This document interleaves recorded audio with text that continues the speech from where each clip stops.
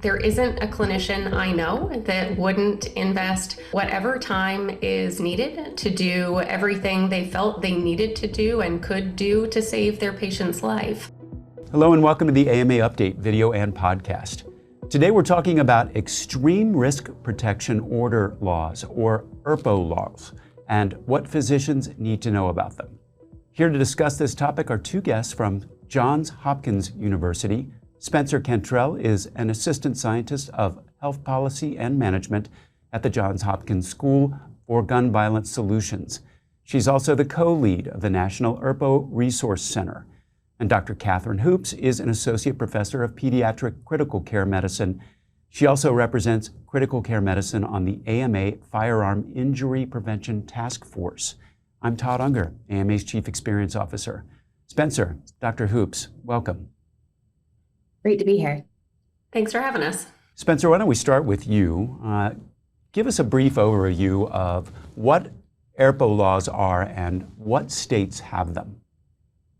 Sure. So ERPOs, or extreme risk laws, also commonly referred to as red flag laws, are civil court orders that restrict firearm access by removing firearms from someone who is at risk of harm to themselves or others, and prohibiting them from obtaining firearms for the duration of the order. So 21 states, the District of Columbia, and Virgin Islands have these laws in place. And in 6 states and the District of Columbia, physicians can file for an ERPO. So that's DC, Hawaii, Maryland, Connecticut, New York, Colorado, and Michigan. And again, these are civil orders typically good for 1 year just to remove that firearm access. Spencer, can you talk a little bit more about why these laws are such an important tool in preventing firearm injuries? Sure. So ERPOs have been around for about 10 years now, and the research is overwhelmingly positive about what an effective intervention they are at reducing the risk of violence. So research shows that for every 17 to 23 ERPOs issued, a suicide is prevented, but we also are seeing ERPOs being used in response to a variety of threats, to threats of mass shootings, political violence, domestic violence, in addition to suicide. And so these are great orders that are civil, not criminal, so that you can prevent violence before anything happens. Now, Spencer mentioned in some states that physicians do have a role in ERPOs. Of course, that varies state by state. Dr. Hoops, can you tell us a little bit more about that role? Another thing I guess we're asking physicians to do. Yeah, sure. I mean, I think the first thing is, that the role of a clinician is going to vary as the state's policy varies. So in any state with an ERPO law, a concerned clinician can work with law enforcement to petition. In states with family-initiated petitions, clinicians can work with a family member to petition. And in that handful of states that Spencer mentioned with clinician-initiated petitions, physicians or an assortment of other clinician types can also petition directly for an ERPO. But I think if the question is, what's a clinician's role in ERPO, I think, maybe their most important role is actually their role as an educator. Once they themselves have sufficient knowledge and familiarity with ERPOs. But I think, clinicians are really uniquely positioned to assess risk and to help patients and families understand and respond to risk. And, sometimes that'll include petitioning for an ERPO, but maybe much more often that includes discussing safe and secure storage and heightened protections to restrict access to lethal means if there's, risk of suicide, for example. So if a patient is at great imminent risk of harm in the states that allow clinicians to petition directly for an ERPO, clinicians can do so by following the guidance in their states to submit the necessary information and attend hearings.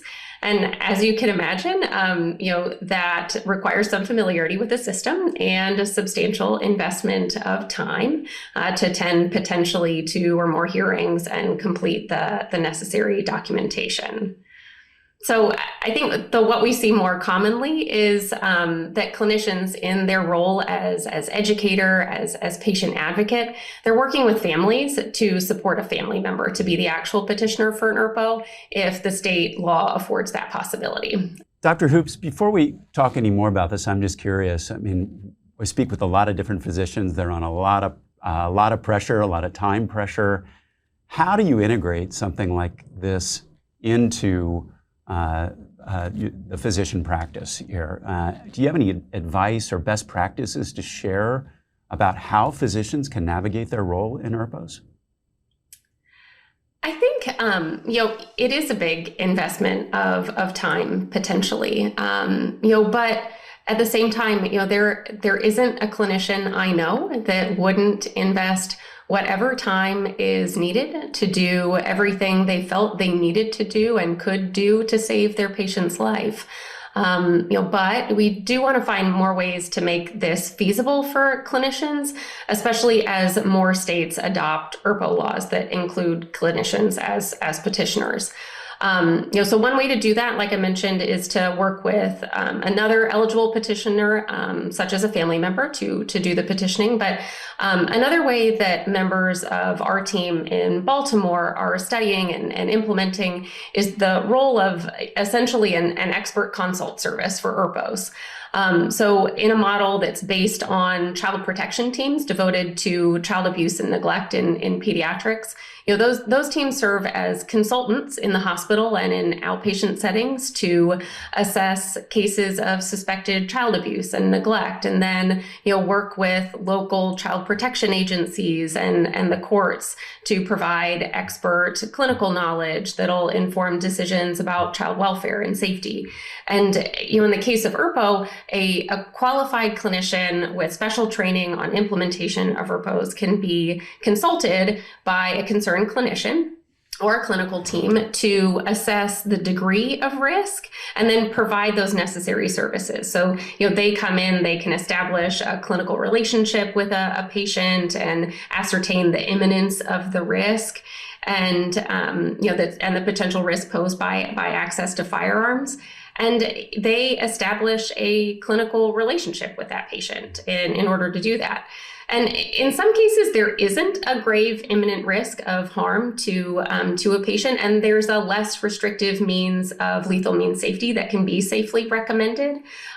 So in our program, these clinicians are trained to offer that full spectrum of services, from safe storage counseling, including providing safe storage devices to patients, up to and including petitioning directly for an ERPO, and then following through with whatever next steps are needed for the petitioning process, including hearing, participating in those hearings.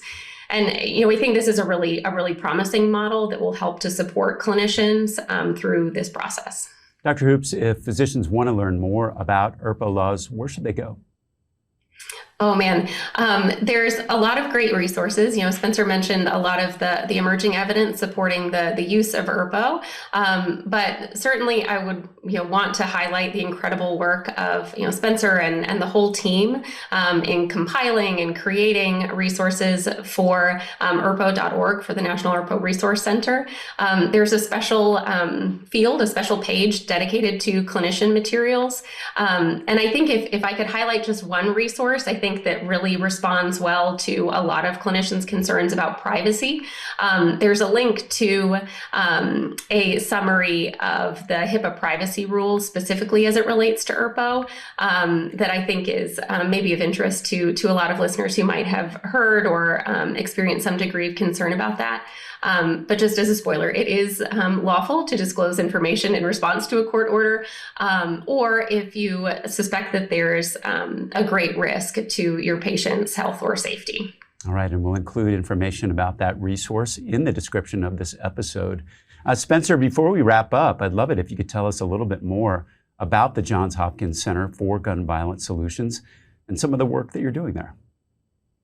Sure. So at the Center for Gun Violence Solutions, members of the center work on firearm policy and implementation and research around the country. So channeling that research into policy solutions. Within that umbrella, we have the National ERPO Resource Center, where we work to provide training and technical assistance to ERPO implementers around the country. So I am often on the road working with judges, law enforcement, prosecutors, attorneys, behavioral health providers, physicians working on ERPO implementation. So we are here to be a resource.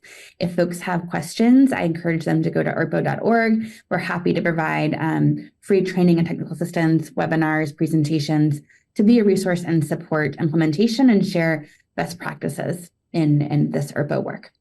Thank you. And Dr. Hoops, tell us a little bit more about your involvement with the AMA Firearm Injury Prevention Task Force and how that work supports the efforts that we've been talking about today.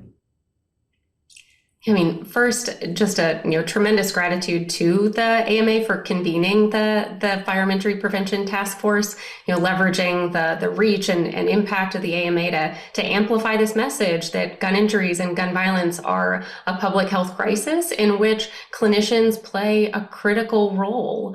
So the task force is this awesome collaborative group of leaders in the field representing numerous disciplines and professional organizations. And, so my personal expertise is in developing tools to support clinicians implementing safe and secure storage, counseling, and programs. But I get to work closely with my colleagues like Spencer on that spectrum of, lethal means safety and safe storage up to and including ERPO at times. And so, that work I get to share on the task force, especially the ERPO National Resource Center, so that all of these tools, like the ones we've talked about today, can be made more widely available to clinicians across the country.